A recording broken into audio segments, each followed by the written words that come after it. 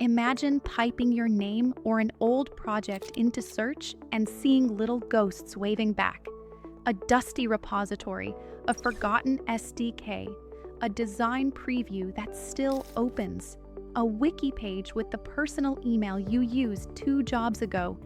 Looks harmless until someone clicks deeper, grabs a secret key, installs an ancient package as latest, or assumes that half-alive artifact is the current version. Today, we're teaching the internet to forget. Now, the seatbelt. Platforms, registries, and hosts move faster when you show them what, where, and when. That means evidence first. Open the page, capture it full length, with both URL and timestamp visible. Scroll and capture the rest. If needed, record a short scroll-through video.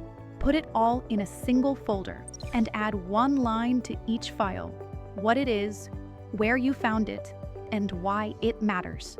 That turns "I don't like this" into "this URL at this time contains content that violates your rules. Here's proof." That phrasing moves tickets. Here's what I mean by secrets. These are the keys and tokens that open doors. API keys, OAuth secrets, webhook signatures, deploy SSH keys, CI tokens, cloud credentials, and registry tokens. 2-factor belongs here too. Prefer an authenticator app or hardware key over SMS, and revoke stale tokens. In build pipelines, you'll see runners, agents that execute jobs, and webhooks, automatic outbound notifications. Disable the unused ones and rotate their shared secrets. Trim the retention of logs and artifacts so old stuff doesn't live forever. Why before link removals? Because if someone lifted a key months ago, no de-indexing will help. Secrets first. If the repo is yours and the project is truly finished, stay calm. Mark it archived and set it to private. That's both the closed sign and the no new copies lock. But private isn't a silver bullet. If secrets, personal emails in commit author fields, or heavy binaries sit in history, flags alone won't fix it. Clones already exist. Then, you rewrite the history with tools like Git Filter Repo or BFG. They let you remove content by pattern, drop whole paths, and rewrite authors if they show a personal address. After the rewrite comes a force push, and you immediately rotate all access tokens. Don't forget Git LFS and releases. Zombie binaries love living there. Remove them. If a tag must remain for reproducibility, leave it, but add a short, firm note. Unsupported. Do not use. Safe alternative here. What about forks you don't control? Start with a friendly nudge to pull your fixes. If someone's hosting your protected media or code, use DMCA. Formal copyright procedure. No drama, just facts. Let's talk packages and containers. The real autopilots. A package manager grabs libraries from NPM, PyPI, Maven, and NuGet. By habit, people pull the tag latest. Your job is to reprogram that autopilot. First, move latest off the old line, so fresh installs don't grab it by default. Next, add a blunt warning, a short reason, and a migration link, visible both on the package page and in the install output. Where policy allows, use yank, so dependency resolvers skip that version. Or unlist, so search doesn't show it. If stubborn integrators won't budge, publish a stub release that intentionally fails to build, with a friendly message and a migration link. It feels strict, but it's merciful. Explicit failure beats silently shipping a flaw. Containers follow similar rules. Remember, a tag is just a label. A digest is the image's real identity.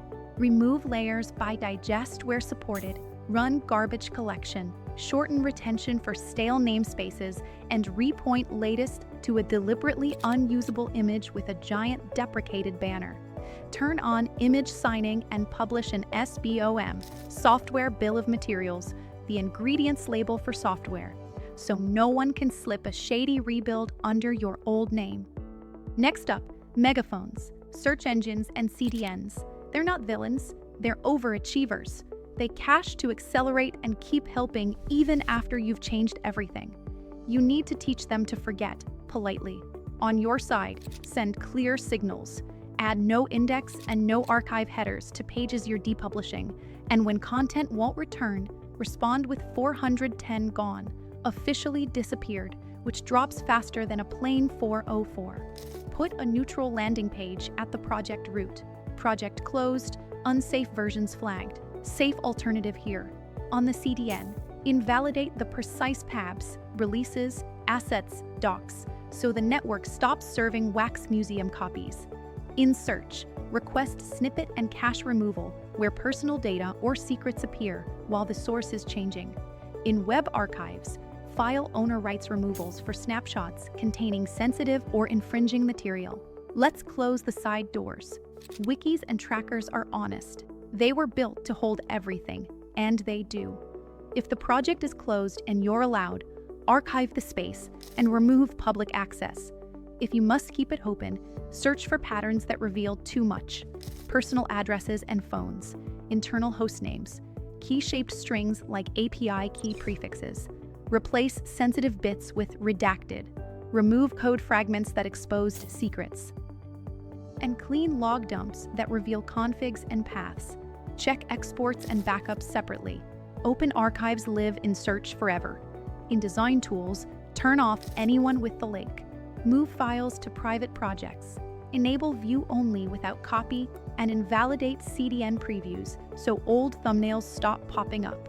In shared drives like Google Drive, remove open links, transfer ownership from personal accounts to service accounts, and hunt down auto-forwards that may have been mailing your old life for years.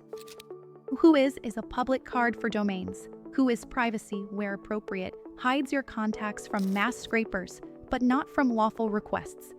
DNS TTL, time to live, is how long a record stays cached. The lower it is, the faster you can take a subdomain down without a tail. So, enable privacy where it makes sense. Swap any home address in old records for a mailbox service.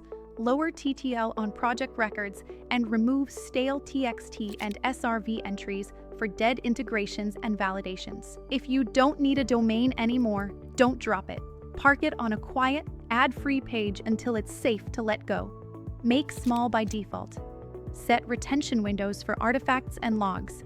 Anything long-lived should be long-lived on purpose. Move secrets out of code and logs into a secrets manager, a vault that hands keys to running services, not to history. Prepare an end-of-life playbook ahead of time. What the package page will say, where the migration guide lives, who sends external removal requests and where. Split identities. Have a service account sign releases, not a personal email in commit authors. Fix SLAs, response time agreements, so everyone knows who handles escalations, where to write, and how many hours they have to respond to a leak or a platform inquiry. First, the images that wouldn't die. An agency ships a client site.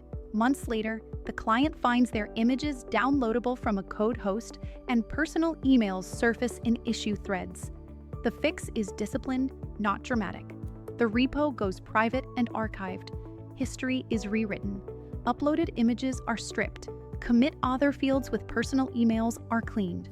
Release assets are removed. A short, dry README notice says, project closed. Privacy contact here.